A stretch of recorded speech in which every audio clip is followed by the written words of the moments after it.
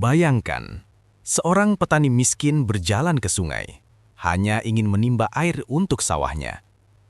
Namun langkahnya terhenti ketika ia mendengar tangisan bocah kecil yang terlantar di pinggir sungai. Tanpa pikir panjang, ia selamatkan bocah itu, meski hidupnya sendiri serba kekurangan. Namun siapa sangka, seminggu kemudian, kebaikannya justru menyeratnya ke dalam badai besar. Siapa sebenarnya bocah itu? Dan apa yang akan terjadi pada petani miskin yang berhati emas ini? Inilah kisah petani miskin selamatkan bocah di pinggir sungai. Seminggu kemudian terjadi hal tak terduga. Sinar matahari baru saja menyelinap dari balik bukit ketika Raka, seorang petani miskin berusia 30-an, berjalan menuju sungai dengan ember kayu di tangannya. Pagi itu, udara segar, tetapi wajah Raka tetap murung. Ia menatap sawah yang tanahnya retak-retak. Kalau hujan tak turun juga, bisa gagal panen aku tahun ini, gumamnya lirih. Raka adalah lelaki sederhana. Rumahnya berdinding anyaman bambu yang rapuh, atapnya bocor, dan hartanya hanya beberapa petak sawah kecil warisan orang tuanya. Sejak istrinya meninggal 5 tahun lalu, ia hidup sendirian. Hari-harinya diisi dengan bekerja, dan bekerja. Namun pagi itu, rutinitasnya terganggu. Saat menimba air sungai, telinganya menangkap suara lirih, tangisan anak kecil. Siapa itu? Raka mengangkat kepala, menajamkan telinga. Suara itu semakin jelas, bercampur dengan deru arus sungai. Ia mengikuti arah suara itu menyusuri semak-semak di tepian sampai akhirnya menemukan sosok kecil meringkuk di bawah pohon bambu. Seorang bocah laki-laki berusia sekitar 5 tahun duduk menggigil. Bajunya kotor, sobek di sana-sini. Wajahnya penuh lumpur, matanya sembab karena menangis terlalu lama. Ya Tuhan, Raka terperangah. Nak, kenapa kau di sini? Bocah itu menoleh kepat, lalu berusaha menjauh sambil memeluk lutut. Wajahnya penuh ketakutan. Raka berjongkok agar terlihat tidak mengancam. Hei, jangan takut.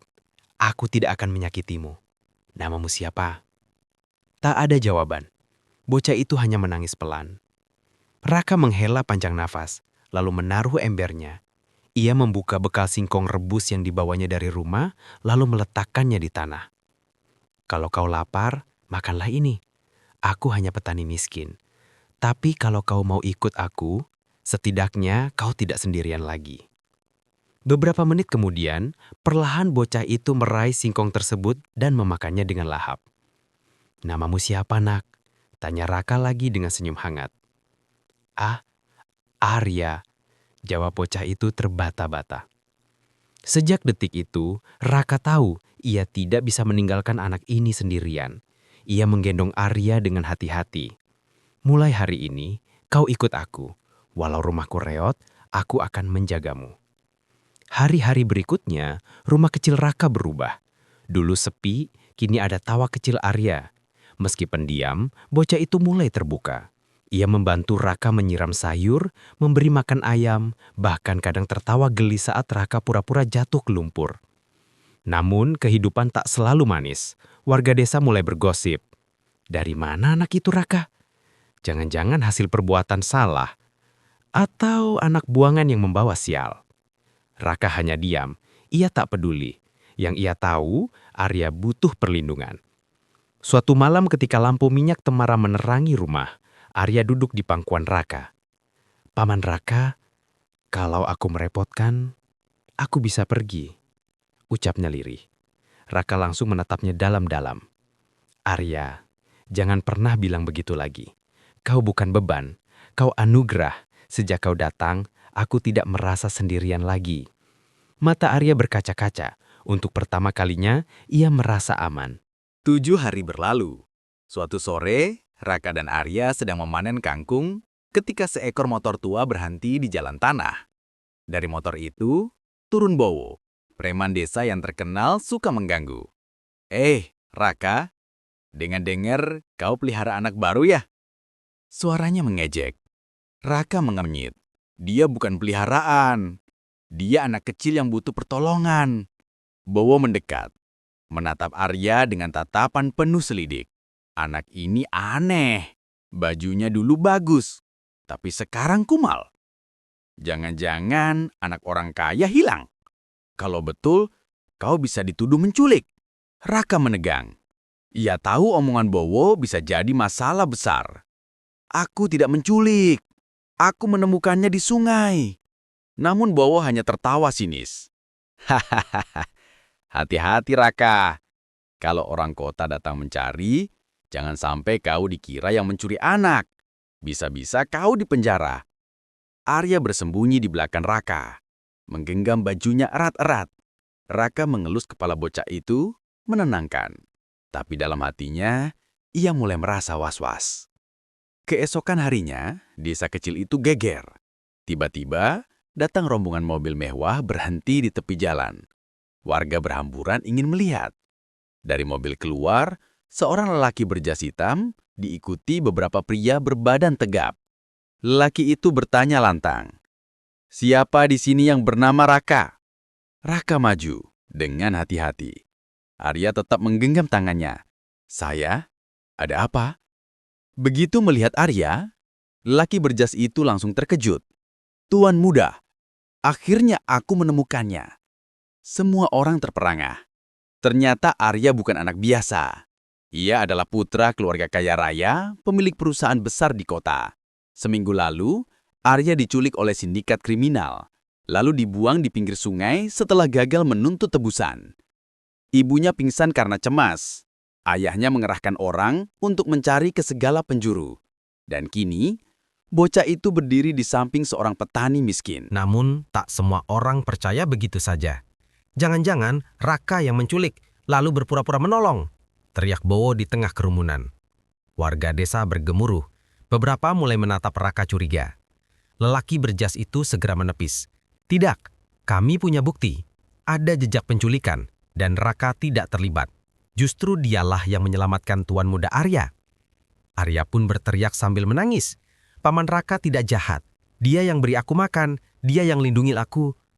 Tangisan tulus itu meluluhkan hati semua orang. Warga desa menunduk malu.